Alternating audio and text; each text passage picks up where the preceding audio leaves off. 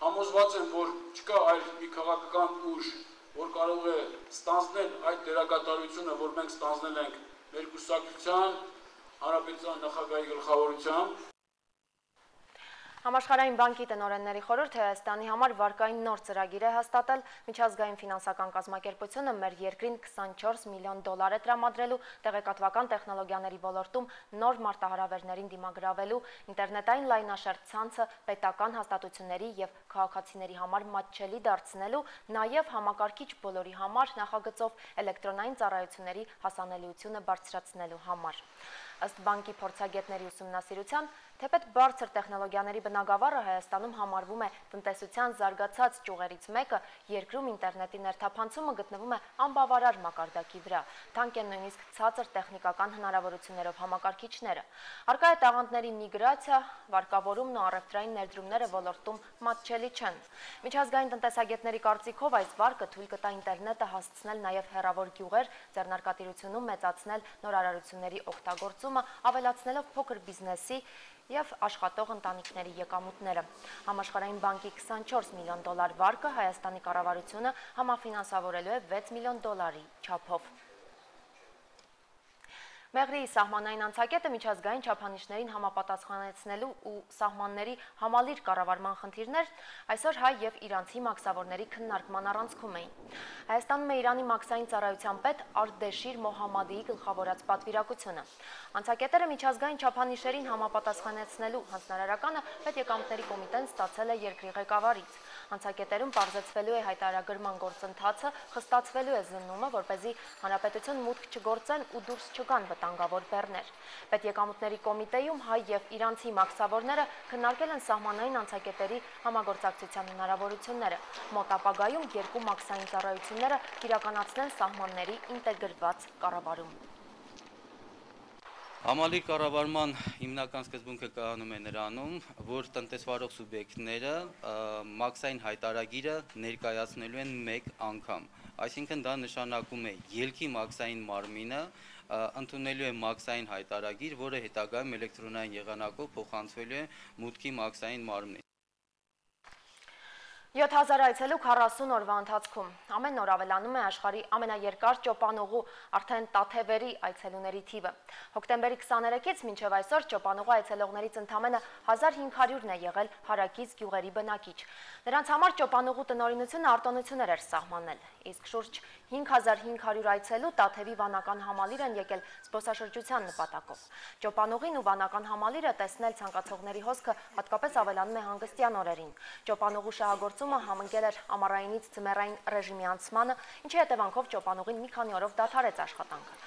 Այժմ այն աշխատում է անխափան ռեժիմով։ Ըստ ճոպանուղու կառավարչի, կառույցը օրական սպասարկում է մի քանի 100 մարդու, որոնց զգալի մասը արտասահմանցիներ են։ Հայաստանի ազգային մրցունակության հիմնադրամի մասնագետների մշակած Հայաստանի զբոսաշրջության ռազմավարության համաձայն հյուսիսային, կենտրոնական եւ Սևանի ուղղություններին զուգընթաց 2011-ին լուրջ ծրագրեր են իրականացվելու երկրի հարավային հատվածում։ Ժամանակն է մտածել ենթակառուցվածքների մասին, հայտարարել են նախագծի հեղինակները։ Մենք ունենք 7000 զբոսաշրջիկ։ Դա խոսքը գնում է արդեն այցի ինչքան աճ է տեղի ունեցել եւ վստահաբար ուզում եմ նշել, որ մենք շատ մեծ ավելի աճ ենք ակնկալում, որ 2011 թվականին կլինի, զուտ մենակ այն փաստի համար, որ ճոպանուղին իրենից, երբ մենք խոսում ենք, աշխարհի ամենաերկար ճոպանուղին, դա իրենից առանձին զբոսաշրջային արդյունք է ներկայացնում։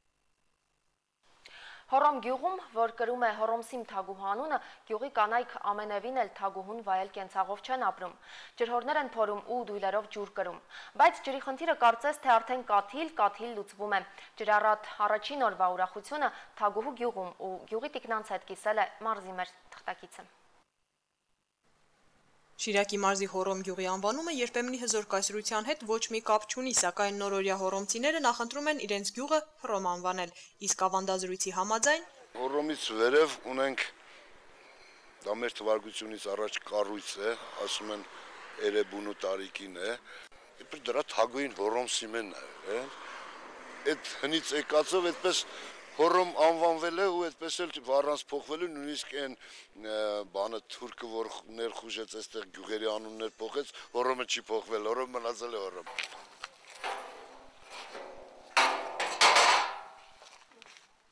եթե որևէ մեկը չի ունենում ջուր,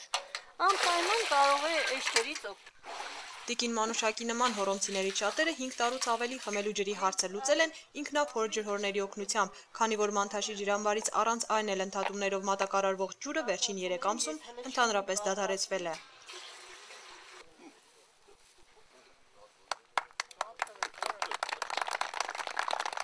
Հորոմցիներ ջան, շնորհավոր։ Հորոմում այսօր գործարկվեց բարձր ճնշման պոլիէթիլենային խողովակներով կառուցված ջրամատակարարման նոր բաշխիչ ցանցը, ինչը սակայն գործի մի մասն է միայն։ Գերմանական KfW բանկի վարկային ծրագրի շրջանակներում ընթանում է Հորոմ համայնքի 24-ժամյա ջրամատակարարումն ապահովող 250 խորանարդ մետր տարողությամբ ջրամբարի եւ նոր ջրատարի կառուցումը, ինչը շահագործման կհանձնվի 2011-ին։ Ծրագրի շրջանակներում հաջորդ տարի շուրջօրյա ջրամատակարարում կունենան նաեւ Շիրակի մարզի ամենափոքր քաղաքը Մարալիկը եւ ամենամեծ համայնքները Ախուրյանն ու Ազատանը։ Այստեղի ջուրն ունի որակական բարձր հատկանիշներ։ Ես միշտ կատակով ասում եմ, մարդիկ 360 դրամ վճարելով գնում են 1 լիտր կոկա-կոլա։ Այն դեպքում, երբ ավելի առողջարար 1000 լիտր ջրի համար վճարում են ընդամենը 180 դրամ։ Գերմանական KfW բանկի վարկային ծրագրի շնորհիվ Գյումրիում եւ մարզի գյուղական բնակավայրերում 2009-ից ընթանում է ջրամատակարարման եւ ջրահեռացման համակարգերի վերանորոգում Շիրակի մարզում ծրագրի առաջին փուլը, ավելի քան 11 միլիոն եվրո արժողությամբ, նույնքան գումար էլ հատկացվել է արդեն հաստատված երկրորդ փուլի համար։ Աննա Մարտիկյան, Նարեկ Սահակյան, Հայլուր։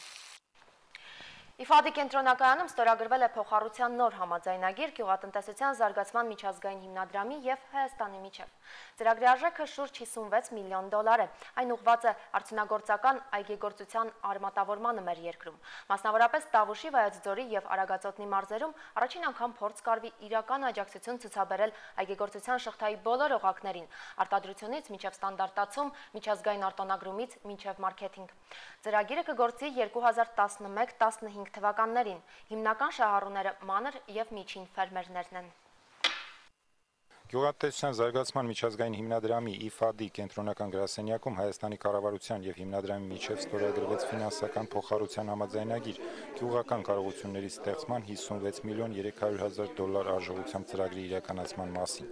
Գումարի 3.5 միլիոնը դանիական կառավարության դրամաշնորհն է, 13.5 միլիոնը IFAD-ի, 20 միլիոնը նավթ արդյունահանող երկրների միջազգային զարգացման հիմնադրամի հատկացրած փոխառություններն են։ Փոխառությունը տրվում է 20 տարով, 10 տարի արտոնյալ ժամկետով եւ 0.75% տարեկան ծառայավճարով։ Հայաստանի Հանրապետության անունից համաձայնագիրը ստորագրեց ֆինանսների նախարար Տիգրան Դավթյանը, IFAD-ի կողմից կազմակերպության փոխնախագահ Քևին Քլիվերը։